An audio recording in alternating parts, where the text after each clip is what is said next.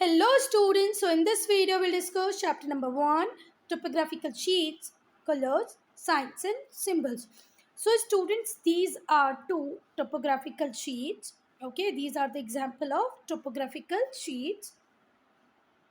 In this chapter, we'll discuss in great detail how many colors or which color stands for what, signs, metal road का क्या sign है, unmetalled road का क्या sign है, कौन से सिंबल्स हम यूज़ कर सकते हैं, वो सब इस चैप्टर में हम ग्रेट डिटेल में पढ़ने वाले हैं. ठीक है, ये आ गए हम लोग हमारी बुक पर. Topographical maps are large-scale maps that show both natural features such as mountain, hill, river, lake, plateau, cliff, etc. बच्चे टोपोग्राफिकल मैप जो होते हैं वो लार्ज स्केल मैप होते हैं जिसमें आपको सारी चीज़ें मिलेगी. माउंटेन्स भी मिलेंगे, हिल्स भी मिलेंगी, रिवर्स भी मिलेंगी, लेक्स, प्लेट्यू, क्लिफ, सब कुछ मिलेगा. ठीक है. Apart from all these natural features we will have man made feature also, जैसे कि settlements, road, railway track, embankments. Embankment मतलब रिवर जब फ्लो ओवरफ्लो करती हैं तो वो ओवरफ्लो ना करे इसीलिए हम क्या बना देते हैं, रिवर बैंक पर एम्बैंकमेंट कर देते हैं. ठीक है, जैसे ये रही रिवर और यहाँ पर हम क्या बना देते हैं बेटा, एम्बैंकमेंट्स बना देते हैं. तो आपको रोड, रेलवेज, वेल्स, ट्रैक्स और एम्बैंकमेंट सब कुछ टोपोग्राफिकल शीट में देखने को मिल सकता है. They are also called topographical sheet और टोपो शीट. इसी को हम टोपोग्राफिकल शीट बोलते हैं, टोपो शीट बोलते हैं. टोपोग्राफिकल मैप में क्या होता है, the shape of land is generally shown by counter lines. क्या होता है बच्चा, लैंड की शेप को हम किसके थ्रू, काउंटर लाइन्स के थ्रू शो करते हैं. So students, in a topographical map, the shape of land is generally shown by contour lines. ठीक है, अब contour lines क्या होती हैं वो मैं इमेज में आपको दिखा देती हूँ. These are contour lines. What is this? These are contour lines.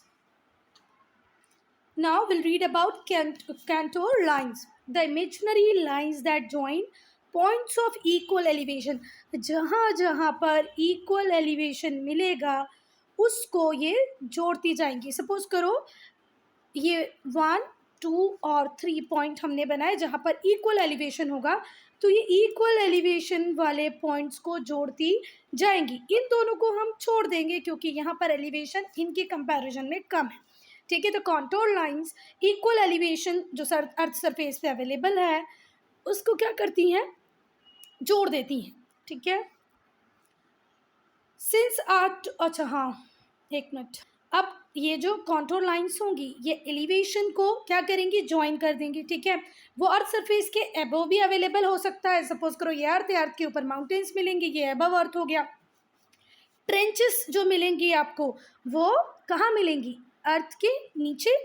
ठीक है ना, पानी जैसे सपोज करो ये पानी है और अगर जैसे मैरियाना ट्रेंच की बात करें तो वो नीचे है ना, तो ये ट्रेंच मतलब नीचे वाले पार्ट को भी बिलो रेफरेंस पॉइंट और अबव रेफरेंस पॉइंट दोनों को ज्वाइन कर लेगी. बस एक ही शर्त होती है कि एलिवेशन कैसा होना चाहिए, सेम. ठीक है, reference point as a mean sea level. अब हमने मीन सी लेवल को रेफरेंस पॉइंट माना तो मीन सी लेवल के नीचे जहाँ तक गए आप और ऊपर जहाँ तक गए दोनों में, नीचे अगर एक पॉइंट यहाँ पर है, एक पॉइंट इतना है, फिर दूसरा पॉइंट फिर इतना है, तो इन दोनों पॉइंट को जोड़ेगी.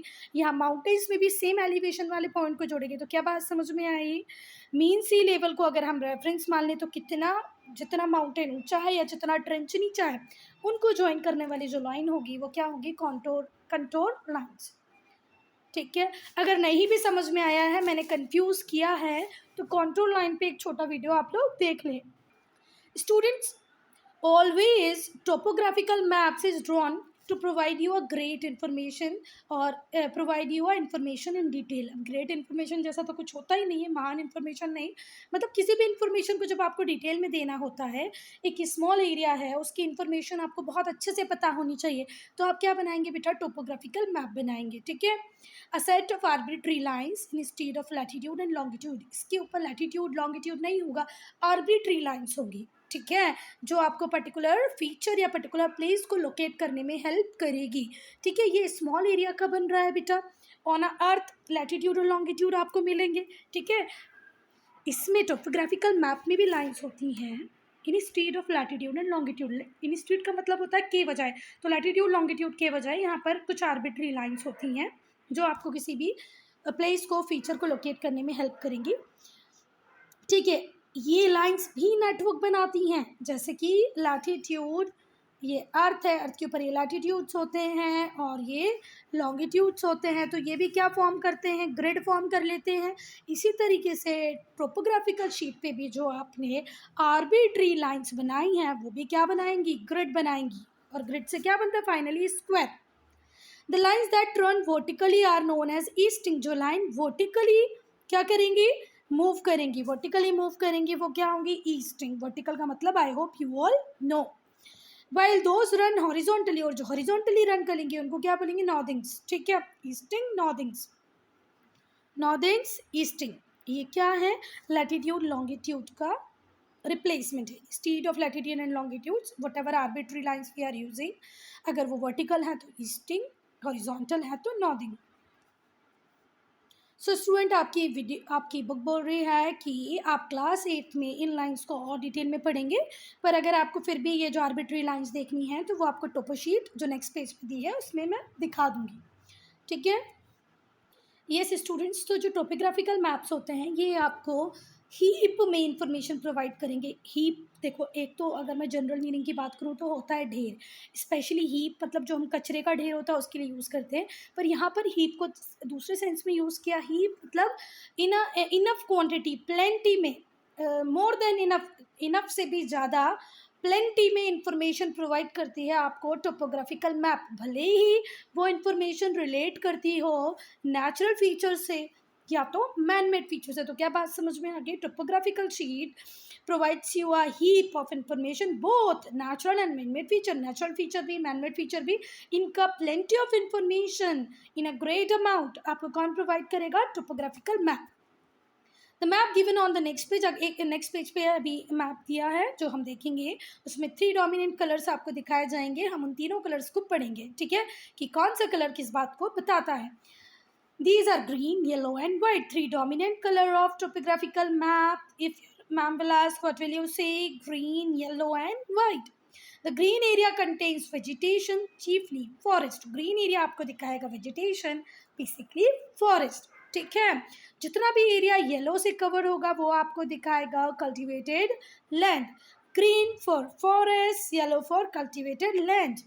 And what about white portion? White portion will show you barren land. Barren land means that part of that portion of land which is not cultivable, है ना, जहाँ पर कल्टीवेशन नहीं होता है, जिसको हम हिंदी में बंजर ज़मीन बोलते हैं, वो है बैरन लैंड।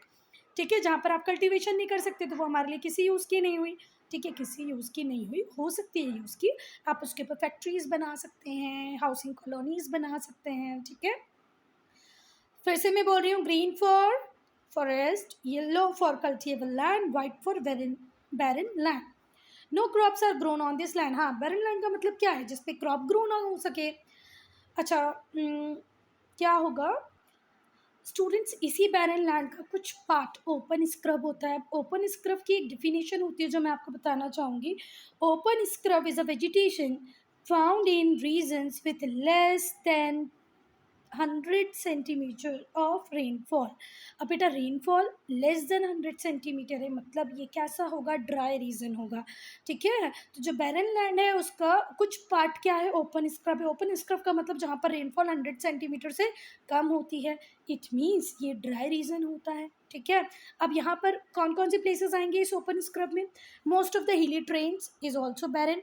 जो हिली टेरेन है वो भी कैसा है, बैरन है। ठीक है,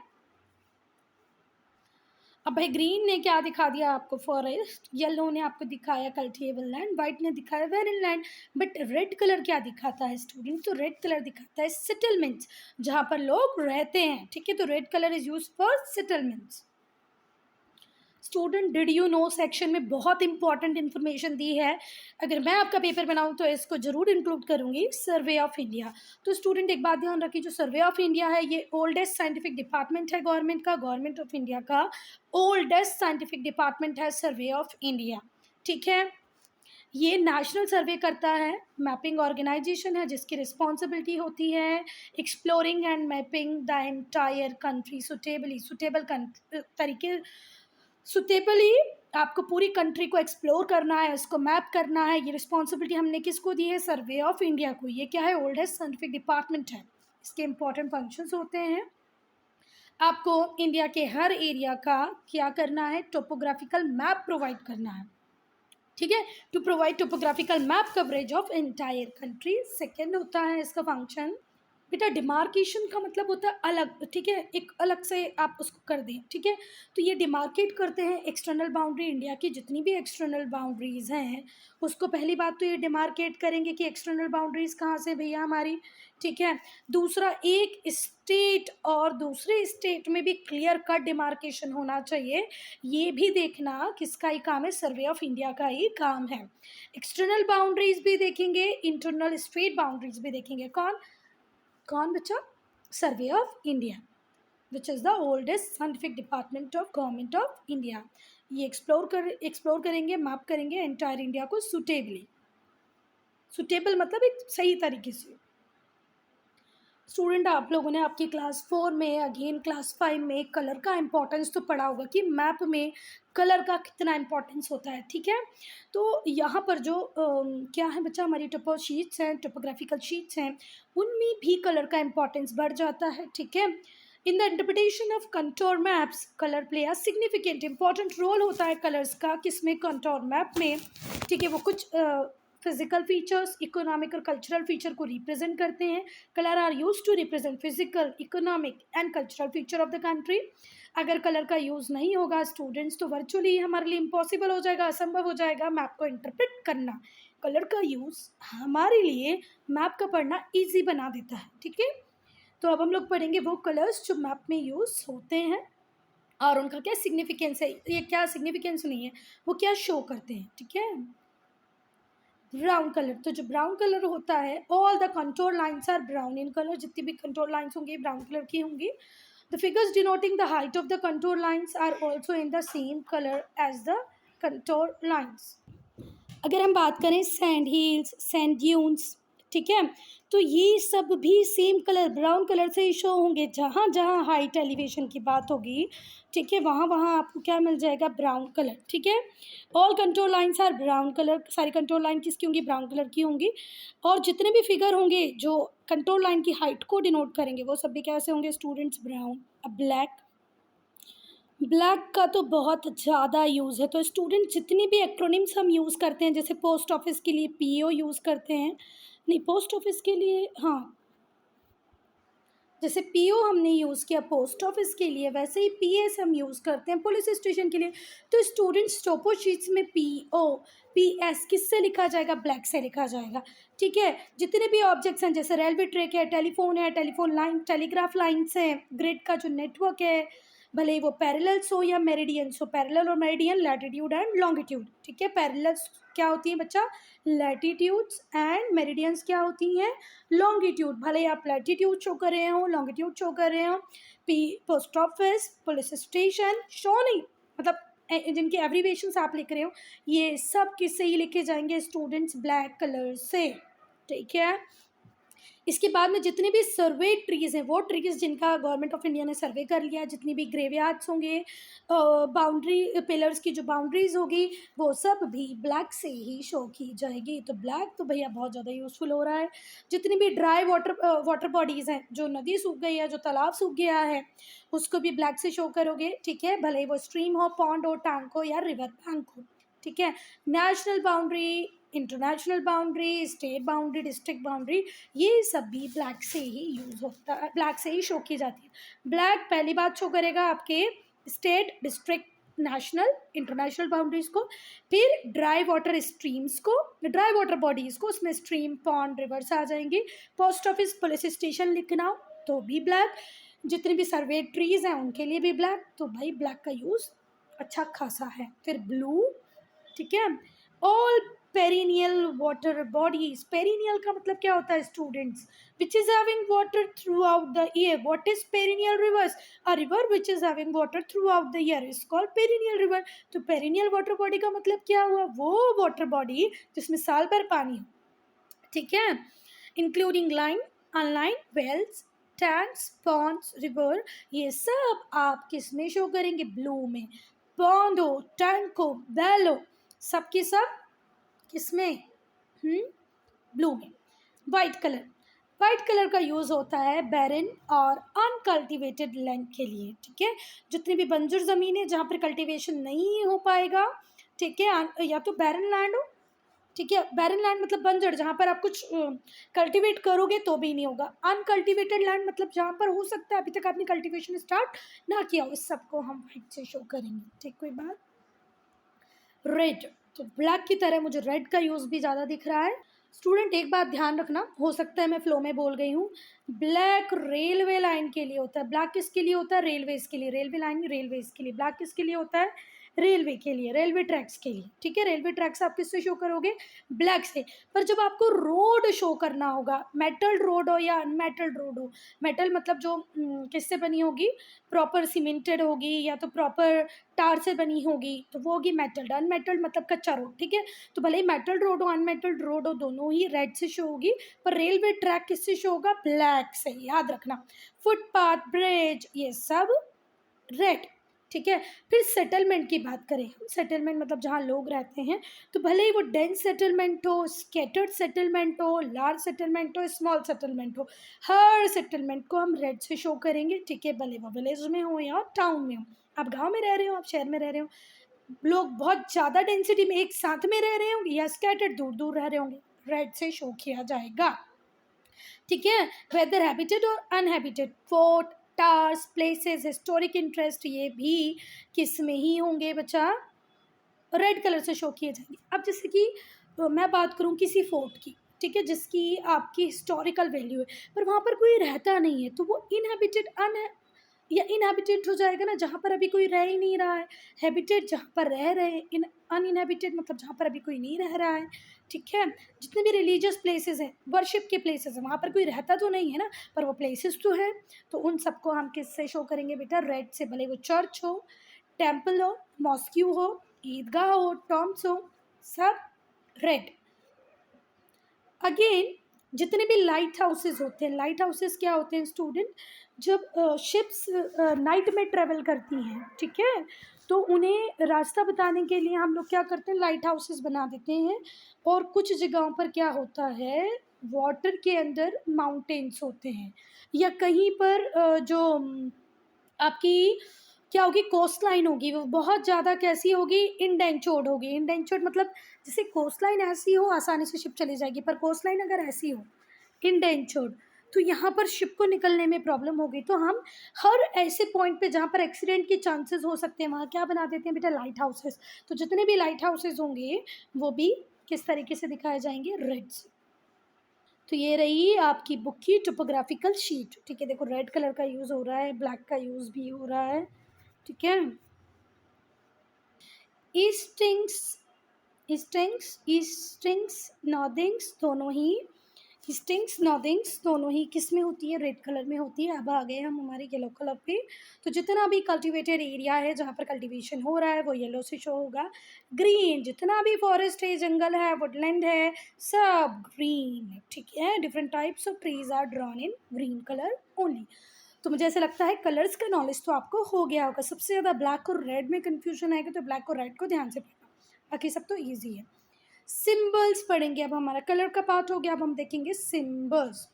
तो बच्चा ये जो सिंबल है जहाँ पर आप लाइन बनाएंगे, डॉट बनाएंगे, फिर लाइन बनाएंगे, डॉट बनाएंगे, ये इंटरनेशनल बाउंड्रीज को शो करता है, ठीक है। जहाँ पर सीरीज होगी डैशेस की, ये डैश रहे, और डॉट्स होंगे on a contour map. Contour map में जहाँ पर भी आपको डैशेस और डॉट मिले, समझ जाना वो इंटरनेशनल बाउंड्रीज हैं। अब स्टेट बाउंड्रीज में भी डैशेस और डॉट्स ही होते हैं, डैशेस और डॉट्स। पर ये बात ध्यान रखना बेटा, नेशनल और इंटरनेशनल में ये डिफरेंस है कि सपोज करो ये नेशनल का है तो इंटरनेशनल का थोड़ा सा मोटू मोटू होता है, ठीक है, मोटू राम होता है इंटरनेशनल, और नेशनल होता है पतलू राम। ठीक है, मोटू इंटरनेशनल, पतलू नेशनल। आगे बात समझ में है? जहाँ पर थोड़ी सी थिक लाइन होगी वो है इंटरनेशनल, जहाँ पर थोड़ी सी थिन लाइन होगी वो है स्टेट बाउंड्रीज। ठीक है, मैंने अगर कंफ्यूज कर दिया तो फिर से बता रही हूँ, जो थोड़ी सी थिक होंगी वो क्या होंगी, इंटरनेशनल बाउंड्रीज, और स्टेट बाउंड्रीज होंगी थिन। मोटी है तो इंटरनेशनल, पतली है तो state boundary.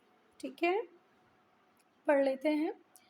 State boundaries are that are demarcated from the border between the state within the country. एक कंट्री के बीच में, स्टेट में डिमार्केट करने के लिए, बाउंड्री बनाने के लिए हम जो लाइन यूज़ करते हैं वो होती हैं ये। यहाँ पर भी डॉट्स होते हैं, डैशेज होते हैं, पर ये थिनर होते हैं and are more closely space than those in international boundaries. अच्छा, एक डिफरेंस और है कि ये थोड़े से पास पास होते हैं, इंटरनेशनल बाउंड्री दूर दूर होती है। आप तो थोड़ा सा ध्यान रखना, मोटे और पतले से, ये थिक होती है और ये थिन होती है, और आपकी बुक भी बोल रही है, मैं ही नहीं बोल रही कि ये थिनर होती है। ठीक है, डिस्ट्रिक्ट बाउंड्रीज। अच्छा, डिस्ट्रिक्ट बाउंड्री में एक चीज़ नहीं होती, वो होती है डॉट। डैश डैश डैश होते हैं, डॉट नहीं होते हैं। तो जब सिंपल डैश डैश दिखे वो डिस्ट्रिक्ट बाउंड्री, डैश के साथ डॉट मिले स्टेट बाउंड्री, मोटी लाइन के साथ मोटे से डॉट दिखे, मोटे डैश के साथ मोटे से डॉट दिखे, वो है इंटरनेशनल बाउंड्री। मेटल रोड, जिसको हम पक्का रोड भी बोलते हैं, मीन्स टार रोड, टार से बनाई जाती है ये road. It is shown by two red line, किससे शो करते हैं, रेड लाइन से। कच्ची रोड को हम अनमेटल रोड भी बोलते हैं, या अनमेटल रोड को हम कच्चा रोड भी बोलते हैं। ये भी पैरेलल साइन से ही डिनोट होती है, पर एक ही दिक्कत है, ये टूटी होती है, ब्रोकन होती है। कैसी होती है बच्चा, ब्रोकन।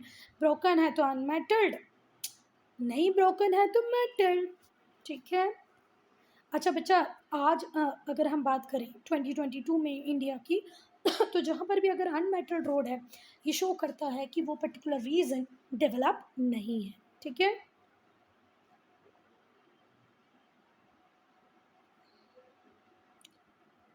अब भाई डिस्ट्रिक्ट बाउंड्री में डैश डैश थे, फुटपाथ के लिए सिर्फ डॉट डॉट है। ठीक है, जहाँ डॉट डॉट डॉट मिले वहाँ पर होगा फुटपाथ। ठीक है, ये जो फुटपाथ है, जो डॉट डॉट डॉट से दिखाया जाता है, ये व्हीकल्स के लिए नहीं होता है, स्टूडेंट वॉकिंग के लिए होता है।